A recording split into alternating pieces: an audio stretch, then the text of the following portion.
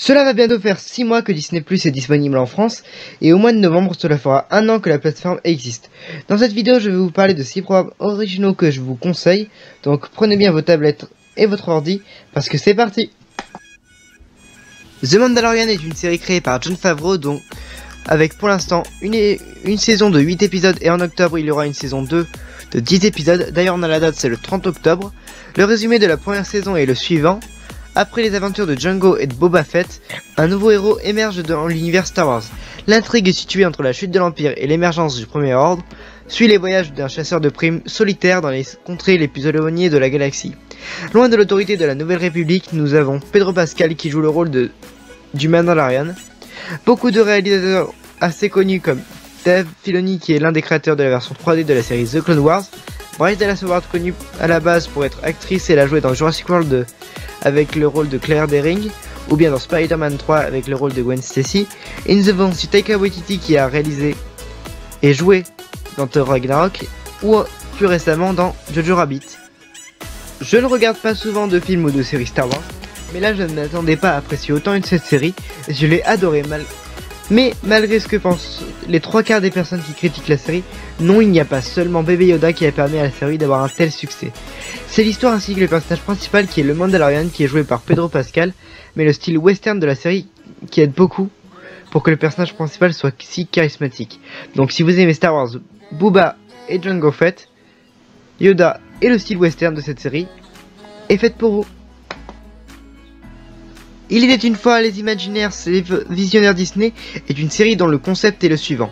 Depuis près de 70 ans, des équipes exceptionnelles d'artistes et d'ingénieurs, les Imagineers, ont fait de la vision d'un homme, Walt Disney, un phénomène mondial qui enchante des millions de visiteurs au travers de nombreux parcs à thème.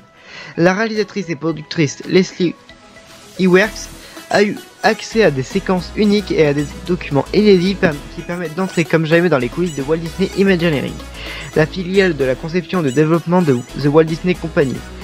Les spectateurs vont ainsi découvrir tout ce qui implique la création, la conception et la construction d'une douzaine de parcs Disney dans le monde entier, avec un épisode qui englobe le moment où Walt Disney était encore vivant, avec principalement la conception du tout premier Disneyland.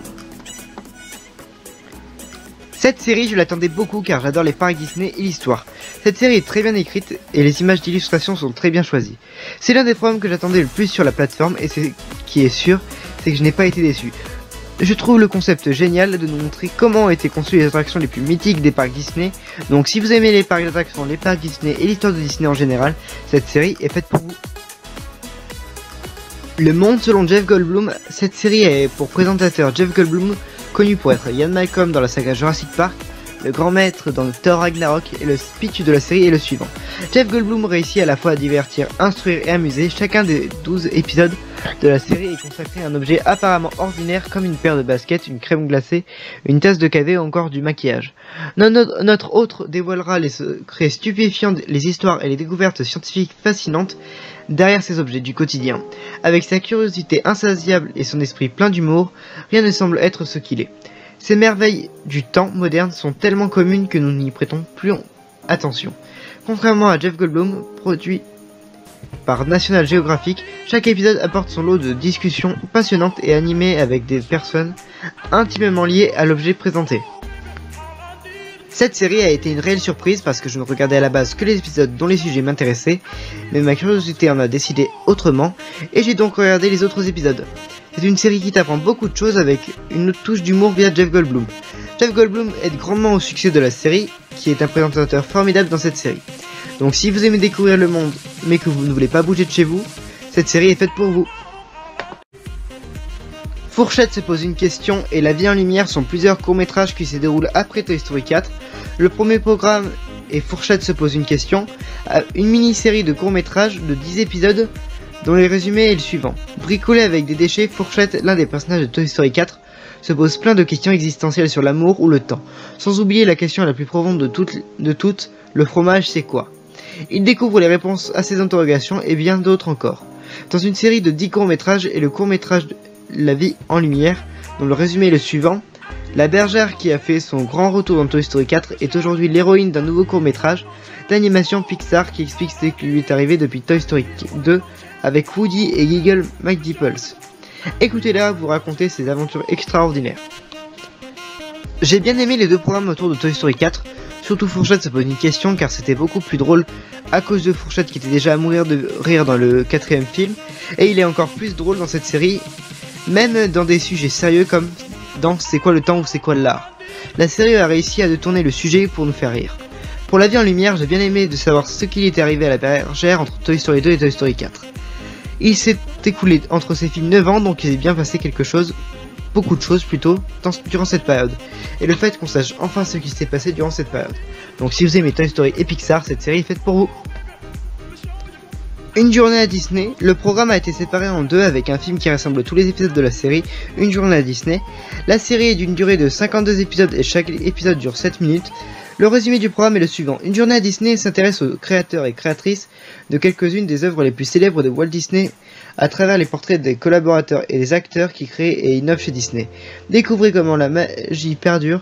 Chacun nous fera vivre le temps d'un épisode d'une journée dans leur quotidien. Cette série qui s'intéresse aux différents métiers de Walt Disney Company est un peu moins bien qu'il était une fois les Imagineers, les visionnaires Disney. Ce programme je l'aime aussi car on découvre les métiers qui sont intéressants, comme dans l'un des épisodes on voit un des cast members qui s'occupe de la maintenance de l'attraction Nemo Submarine Voyage, ou bien une des personnes qui s'occupe de dessiner les costumes des personnages Marvel pour les futurs films. En bref, cette série est pour tous ceux qui s'intéressent aux différents métiers de la Walt Disney Company. Le film Phineas et Ferb. Le film Candice face à l'univers est une sorte de suite à la série et au premier film, Phineas et Ferb voyage dans la deuxième dimension. Le résumé du film est le suivant. Les demi-frères Phineas et Ferb, leur sœur aînée Candice, Perry l'ornithorynque et leurs amis de Danville sont de retour. Phineas et Ferb parcourent la galaxie à la recherche de Candice, enlevée par des extraterrestres. Or, celle-ci a trouvé une lointaine planète paradisiaque où elle est enfin débarrassée de ses insupportables petits frères. Ce film a été selon moi meilleur que le premier film car j'ai trouvé le concept sympa d'être sur une autre planète. Les chansons sont d'ensemble sympas mais il y en a beaucoup trop. Un des beaux côtés du film c'est que nous avons durant une bonne partie du long métrage, c'est que nous avons principalement le point de vue de Candice, ce qui rend le film très différent du premier. En bref, si vous aimez la série Phineas et Ferb, ce film est fait pour vous. J'ai pu vous conseiller plusieurs programmes à voir sur Disney+. Pour l'instant il n'y a pas grand chose, on se revoit. Pour les 1 an de la plateforme, on verra le bilan des nouveaux programmes qu'il y aura eu sur la plateforme. Donc à plus.